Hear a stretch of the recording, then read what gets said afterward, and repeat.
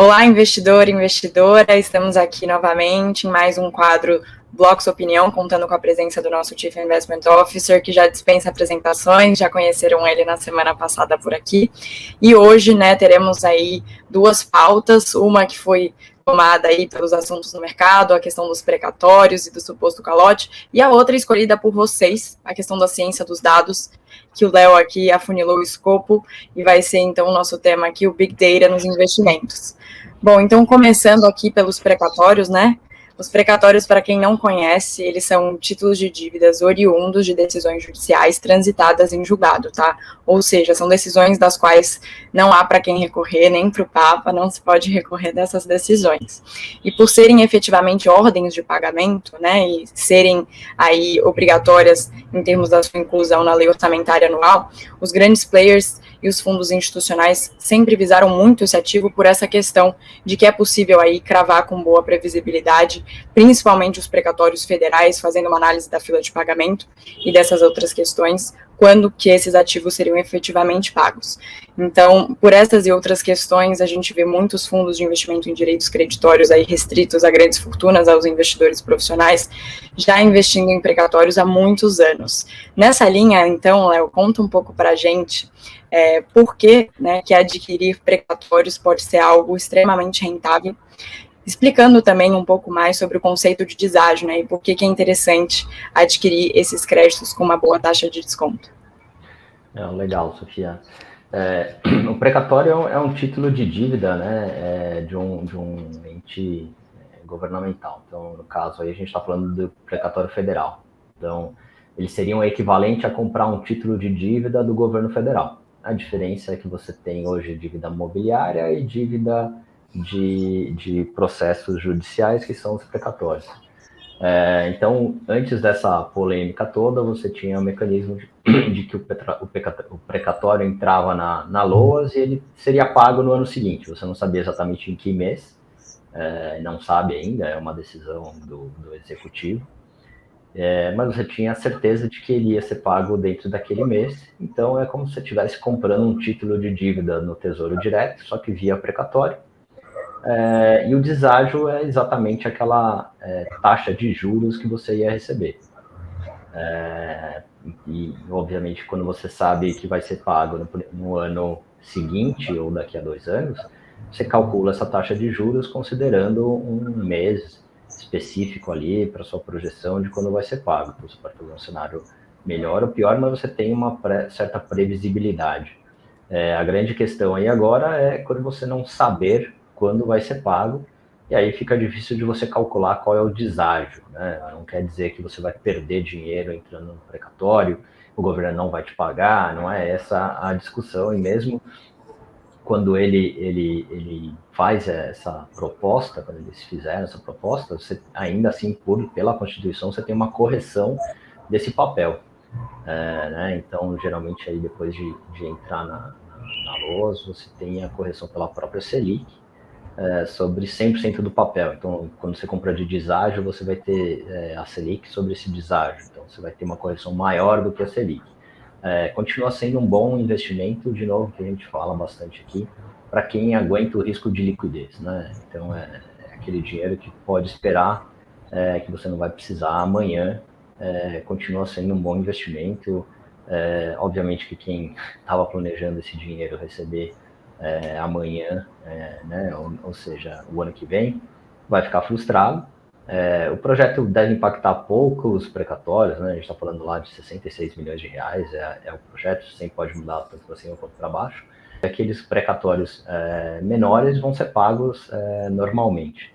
Isso, por outro lado, gera uma oportunidade, Com todo esse ruído, quem tem um precatório provavelmente vai aceitar um deságio maior para comprar. Então, sempre, em todo lugar, quando um chora, o outro vem violência, Então, eu acho que, assim, para a nossa tese, inclusive, aqui da Blocks, não muda em nada todo esse barulho do precatório. Só muda, na verdade, para o mercado, porque mostra que o governo está cada vez com menos espaço para gastar, para controlar o endividamento, e aí isso impacta também o mercado. Eu acho que a volatilidade do mercado foi muito mais nessa visão fiscal do que do precatório em si. Muito bom o seu ponto, Léo, interessantíssima aí sua visão, de fato, né, o que está havendo aí, na verdade, é uma proposta de reprogramação de pagamento, né, e não um calote, mas então aí, pessoal, já temos a opinião do Léo a respeito disso, é um ruído, né, então, de fato, é uma oportunidade para que sejam adquiridos os créditos no, né, com uma taxa de desconto maior e, por conseguinte, aí com uma possibilidade de rentabilidade maior ainda também, né. Com Bom, certeza. então, passando aqui para a próxima pauta, Big Data nos investimentos. Esse assunto é extremamente complexo ao primeiro olhar, né? A gente se depara com esse nome e às vezes assusta, mas eu gostaria de introduzir essa pauta com o conceito de cookies, que eu acho que todos aqui já se depararam com aquela mensagem quando você adentra ali um website. Você aceita a nossa política de cookies? E o que é isso, né? Isso faz parte do Big Data. Os cookies nada mais são do que pequenos arquivos enviados aí pelos sites para o navegador para que eles possam monitorar o seu comportamento. Então, quando você pesquisa lá um tênis na Netshoes e aquele tênis não para de te perseguir na internet, isso é o Big Data, né? Então, Léo, conta um pouco aqui para a gente também nesse aspecto, você como gestora e como investidor, o que você enxerga de positivo para as empresas que estão agora cada vez mais se valendo das ferramentas aí do Big Data? O Big Data nada mais é do que aplicar estatística.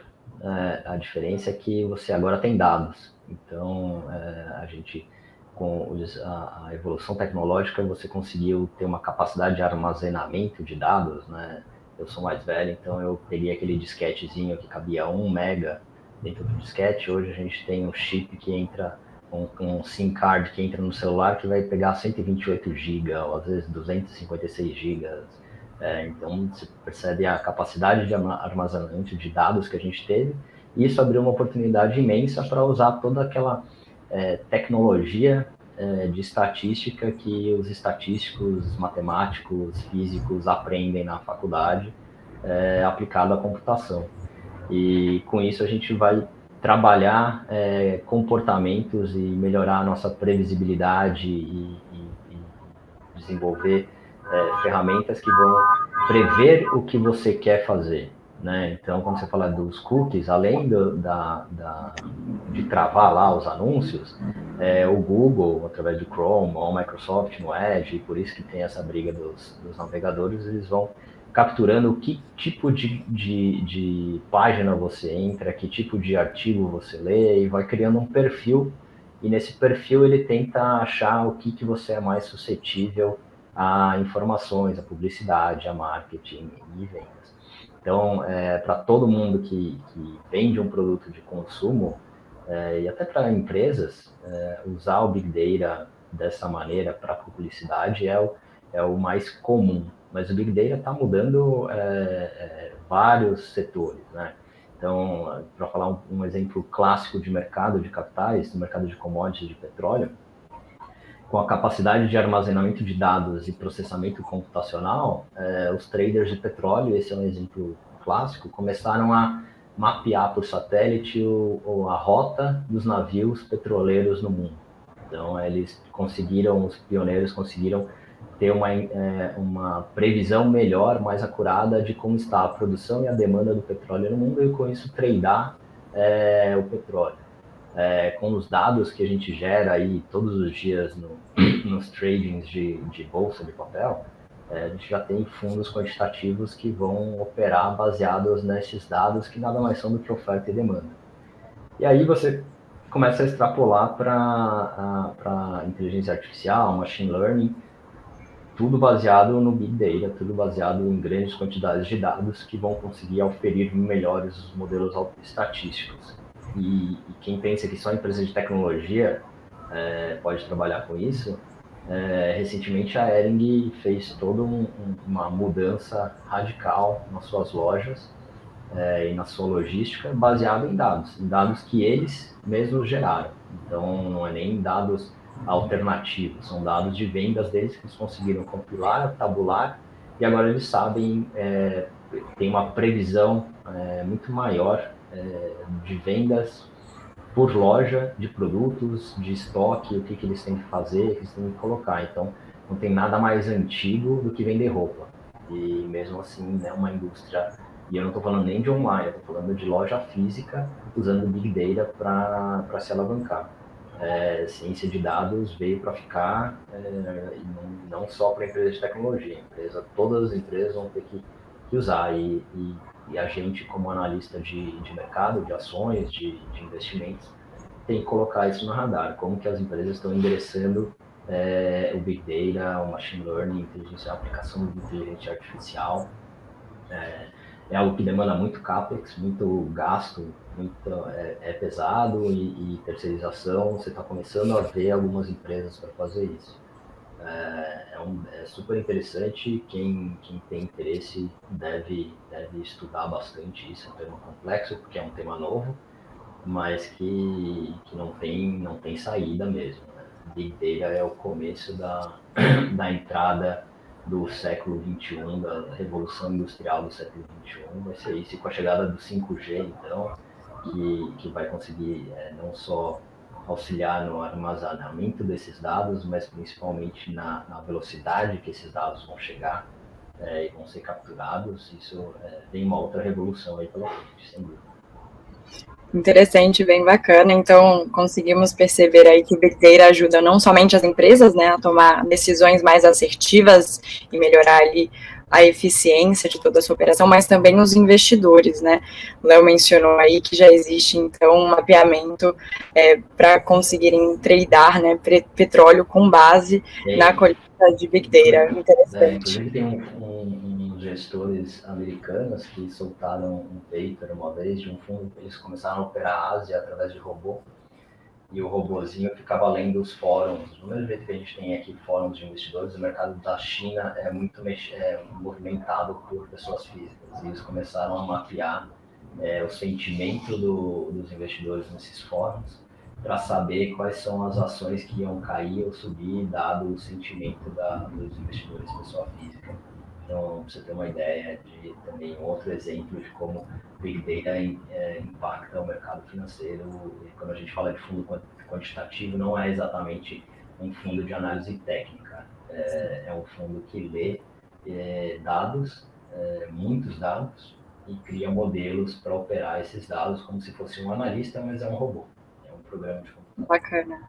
Eu estava lendo esses dias que a New York Stock Exchange, né, a NYSE, a bolsa lá de Nova York, ela capta 1 tera de terabytes, né, no caso aí a gente precisaria de 720 mil disquetes para armazenar toda essa informação, se a gente fosse armazená-las em disquetes, por dia, né? Então você acredita que essas informações, elas cada vez mais vão fazer parte aí das estratégias de investimento, não só dos fundos quantitativos, mas também da estratégia de alguns investidores como um todo, né? Você acha que o Brasil também, a B3 aqui também está caminhando para esse padrão de captação de dados, conforme a gente já vê aí, né, no AESI, Léo? O que você acha sobre isso? A gente tem visto cada vez mais gestores ditos fundamentalistas adotando o lado quantitativo de análise de dados.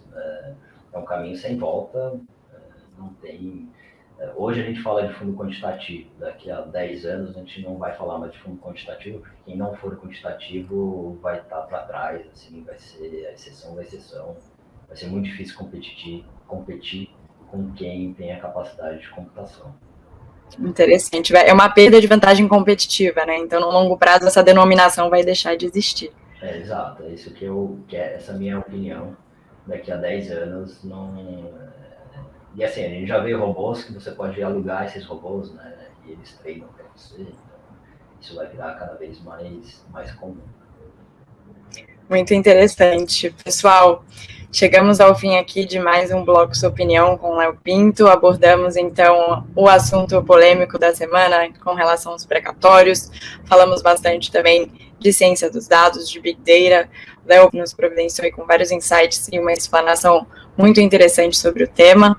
Espero, então, vocês para uma próxima oportunidade. Na semana que vem, aqui estaremos também, eu e Léo, para comentarmos mais assuntos do mercado e, inclusive, convidamos vocês, conforme ela mencionou da última vez, a mencionarem, né, a compartilharem os temas que vocês gostariam de ver abordados por aqui. Léo, quer falar mais alguma coisa aqui para o pessoal? Não, isso, um bom final de semana para todos e nos vemos semana que vem. É isso aí. Tchau, tchau, pessoal. Muito obrigada. Bom final de semana.